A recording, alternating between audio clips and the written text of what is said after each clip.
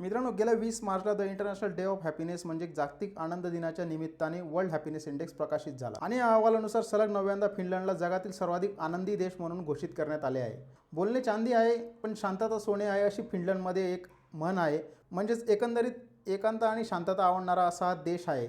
साहजिकच फिनलंडच्या आनंदाचे प्रमुख कारण म्हणजे तिथली मजबूत अर्थव्यवस्था, अन्न, पाणी, शिक्षण, निवारा या संसाधनांचे समान वाटप आणि त्यामुळे तिथलं उंचावलेलं जीवनमान आहे. आता यात काही दुमत नाही. या रिपोर्टमध्ये एकूण 147 देश आहेत आणि त्यात पाकिस्तानचा नंबर 104 आहे आणि भारताचा नंबर त्यात 116 आहे. म्हणजे या रिपोर्टवरून स्पष्ट आहे की पाकिस्तान हा भारतापेक्षा खुशाल देश आहे. आता ही गोष्ट कुठल्याही सामान्य भारतीय नागरिकाला आश्चर्यचकित करणारी आहे, कारण हा एक जागतिक पातळीवरील रिपोर्ट सांगतोय. हा रिपोर्ट काही पाकिस्तानच्या एखाद्या दहशतवादी संघटनेने किंवा पाकिस्तान सरकारने तयार केलेला रिपोर्ट नाही आहे. मग आता रिपोर्ट कसा तयार होतो, पाकिस्तान भारतापेक्षा पुढे कसा आहे, यावर आपण येऊच. पण टाइम्स ऑफ इंडियामध्ये यावर एक लेख प्रकाशित झाला आहे आणि त्यात ते म्हणतात की भारताने नुकतंच आपलं अंतराळयान चंद्रावर पाठवलं आहे आणि दुसरीकडे पाकिस्तान एक क्रिकेट मॅचसुद्धा होस्ट करू शकत नाही. तरी पाकिस्तान हा देश भारतापेक्षा खुशाल देश कसा आहे? मग हा हॅपीनेस इंडेक्सचा रँकिंग ठरतो तरी कशावरून? तर मित्रांनो, कॅन्ट्री लॅडर या पद्धतीनुसार कोणत्याही देशातील सामान्य जनतेचे जीवनमान ठरवले जाते. कॅन्ट्री लॅडर ही पद्धत अमेरिकेचे सामाजिक शास्त्रज्ञ हेडली कॅन्ट्रिल यांनी 1965 साली विकसित केली. या पद्धतीमध्ये लोकांना असं विचारलं जातं की तुमचं जे आयुष्य आहे त्याला 0 ते 10 पर्यंत रेटिंग द्या. म्हणजे साहजिकच 0 म्हणजे सर्वात वाईट संभाव्य जीवन आणि 10 म्हणजे सर्वोच्च गुणवत्तेचं जीवन. म्हणजे थोडक्यात सांगायचं झालं तर वर्ल्ड हॅपीनेस इंडेक्स हा GDP किंवा इकॉनॉमी यावर आधारित नसतो, तर त्याच्यात साधारणपणे लोकांना सांगितलं जातं की 0 ते 10 पर्यंत आपल्या आयुष्याला गुण द्या. थोडक्यात सांगायचं झालं तर वर्ल्ड हॅपीनेस इंडेक्स हा काही GDP किंवा इकॉनॉमीवर आधारित नसतो, तर तिथल्या लोकांना आयुष्य आपलं कसं वाटतंय फक्त यावर आधारित असतो. म्हणजेच हा काही डेटाबेस इंडेक्स नाही आहे, तर फिलिंग बेस इंडेक्स आहे. म्हणूनच आर्थिकदृष्ट्या भारत हा पाकिस्तानपेक्षा मोठा असला तरी पाकिस्तान काही वेळा रँकमध्ये वर जातो. आता रँकमध्ये वर कसा जातो, ही जी कारणं आहेत ही आपण सविस्तर पाहूया. तर त्यात सर्वात पहिलं म्हणजे स्वतःच्या आयुष्याचे मूल्यांकन, म्हणजे सेल्फ रिपोर्टेड लाईफ सॅटिस्फॅक्शन. आता आपण नुकतंच डिस्कस केलं की लोकांना विचारलं जातं की 0 ते 10 मध्ये तुमच्या आयुष्याला रिपोर्ट करा. आता भारतीय लोकांचं ॲस्पिरेशन एक कधीही जास्त असतं. असं म्हणजे कोणाला मिळालं पुण्यामध्ये बाबा 15 लाखाचं पॅकेज मिळालं, तो म्हणतो की बँगलोरमध्ये गेलं असतं 25चं भेटलं असतं, 20चं भेटलं असतं, अजून बेटर आपलं आयुष्य झालं असतं.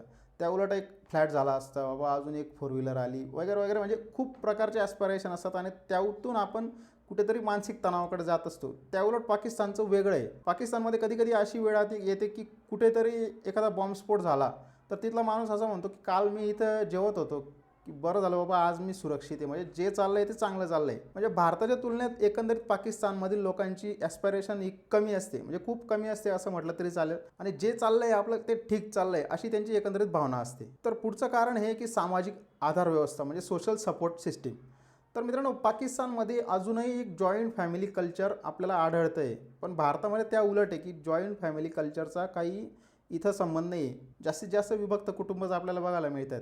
आणि बऱ्याच ठिकाणी असं पण आहे की पुण्याला बायको काम करते आणि नवरा बँगलोरला आहे, असंही काही काही ठिकाणी. म्हणजे इतकं आपल्याकडे एक आयसोलेटेड आपण राहतोय, इमोशनली आयसोलेटेड. म्हणजे आपलं कोणीतरी आहे ही भारतीयांमध्ये भावना कमी आहे मित्रांनो.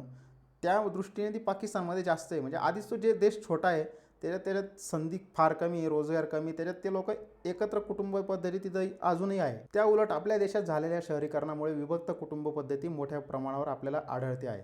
म्हणजे अगदी बोटावर मोजण्या इतकीच कुटुंब आपल्याला एकत्र कुटुंब पद्धती आता पाहायला मिळते आहे. आणि त्यामुळे इमोशनली आयसोलेटेड समाज हा आपल्याकडे एक तयार झालेला आहे मित्रांनो. आणि एकाकीपणाची भावना जी ती आपल्याकडे भारतीयांमध्ये बळावते. तर मित्रांनो, याच्यात तिसरं कारण आहे विषमता आणि स्पर्धा, जी खूप मोठ्या प्रमाणात वाढली.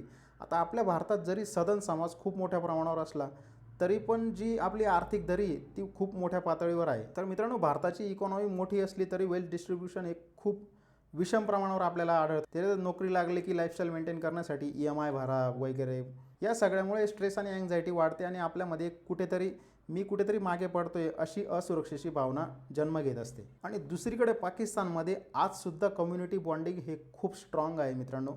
आणि म्हणजे मिळून मिसळून राहण्याची, एकमेकांचे प्रॉब्लेम शेअर करण्याची जी तिथली पद्धत आहे ती अजूनही आहे. तर मित्रांनो, पुढचं कारण आहे जेनरसिटी अँड कम्युनिटी, म्हणजे उदारता आणि एक सामाजिक बांधिलकी जी आहे ती आपल्याकडे आता कमी होत चालली आहे. म्हणजे आपण आता अलीकडे म्हणतोच की आधीसारखे सण आता वाटत नाही, आधीसारखी दिवाळी वाटत नाही, दसरा वाटत नाही. बऱ्याचदा आपल्याकडे रजा नसते आणि नोकरीमुळे किंवा अभ्यासामुळे जे काही बाहेर गेलेले मुलं असतात हे सणासुदीलासुद्धा घरी येत नाहीत. अशी आपल्या भारतामध्ये एकंदरीत परिस्थिती मित्रांनो. त्याउलट पाकिस्तानमध्ये लोक एकमेकांना मदत करतात आणि दान धर्म जो आहे सामाजिक पातळीवर जास्त केला जातो आणि साहजिकच याच्यामुळे हॅपीनेस स्कोअरवर परिणाम होतोय. मित्रांनो, याच्यातलं पुढचं कारण आहे मेंटल हेल्थ अँड प्रेशर. म्हणजे भारतात एक, जसं की आपण बोललो की भारतात स्पर्धा फार जोरात आहे. म्हणजे मी कुठेतरी मागे राहून जाईल हा लोकांमध्ये स्टिग्मा निर्माण होतो आणि त्यातल्या त्यात मानसिक आरोग्य जे आहे त्याची जी जागरूकता आहे ती फारशी नाही आहे मित्रांनो. ती पाकिस्तानमध्ये नाही आहे, पण पाकिस्तानमध्ये तेवढी स्पर्धा ऑब्व्हियसली भारताच्या तुलनेत फार कमी आहे. आणि ह्या ज्या स्पर्धेच्या याच्यातून एक असुरक्षेची भावना लोकांमध्ये जन्म घेते, जे का आपण नुकतंच बोललो. त्याच्यामुळे डिप्रेशन, अँझायटी, बर्नआउट यासारख्या समस्या ज्या आहेत त्या मोठ्या प्रमाणावर वाढत आहेत. आता सगळ्यात महत्त्वाचा मुद्दा म्हणजे एक्सपेक्टेशन्स अँड रिॲलिटी, म्हणजेच अपेक्षा आणि वास्तव. आता मित्रांनो, भारत वेगाने पुढे जात असल्यामुळे लोकांना अपेक्षा आपल्या जीवनाकडून खूप जास्त आहेत की आपण कसं सर्वाईव्ह होणार याच्यात. जेव्हा कोणताही व्यक्ती छोट्या शहरातून एखादा मेट्रो सिटीमध्ये, पुण्यामध्ये, बँगलोरमध्ये, मुंबईमध्ये येत असतो, तिथल्या महागाईच्या दबावाने जो दबून जातो तो माणूस, त्याला तेव्हा लक्षात येतं की एक छोटंसं घर घेणं म्हणजे फार मोठी गोष्ट आहे. आणि त्याउलट पाकिस्तानमध्ये परिस्थिती कठीण आहे मित्रांनो. म्हणजे आपण बऱ्याचदा म्हणतो की इतक्या इतक्या दिवसात त्यांच्याकडे आटा शिल्लक राहिला, हे राहिलं, इतक्या इतक्या दिवसाचं त्यांच्याकडे पेट्रोल आहे, इतक्या इतक्या दिवसाचे त्यांच्याकडे लोन आहे, अशा बऱ्याच गोष्टी आपण सोशल मीडियावर ऐकत असतो. तर तिथे एक बेसिक नीड जरी लोकांच्या कंप्लीट झाल्या तरी त्या लोकांना वाटतं की आपण खूप समाधानी आहे. म्हणजेच एक साधा फॉर्म्युला समजून घ्या की अपेक्षा जास्त आणि वास्तव मध्यम, तर आनंद आपोआप कमी होतो. पण अपेक्षा कमी आणि मूलभूत गरजा जरी आपल्या भागल्या तरी आनंद जास्त वाटतो. म्हणूनच आनंद किंवा मानसिक समाधान हे फक्त पैशावर नाही, तर माइंडसेट किंवा आपल्या मानसिकतेवर पण अवलंबून असतं. तर मित्रांनो, ही होती मुख्य कारणं ज्यामुळे पाकिस्तानचा रँक हा भारतापेक्षा हॅपीनेस इंडेक्समध्ये वर असतो. तर हा व्हिडिओ कसा वाटला हे कमेंटमध्ये नक्की सांगा आणि व्हिडिओ आवडल्यास नक्की चॅनलला सबस्क्राईब करा आणि व्हिडिओला लाईक करा. धन्यवाद मित्रांनो.